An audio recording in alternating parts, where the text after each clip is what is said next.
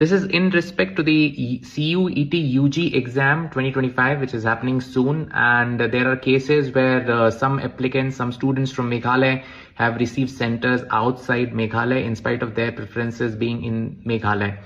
In this regard, we quickly need to know how many such cases are there. For that, I have created a Google form.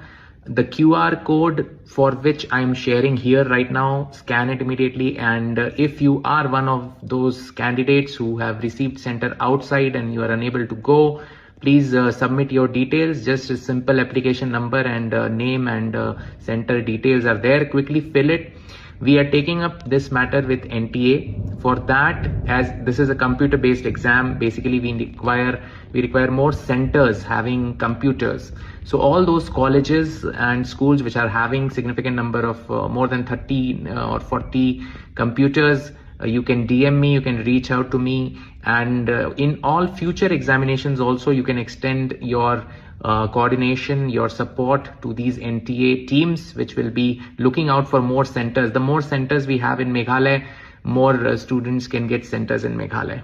So quickly, once again, fill up this form and we will follow it up with NTA. Thank you.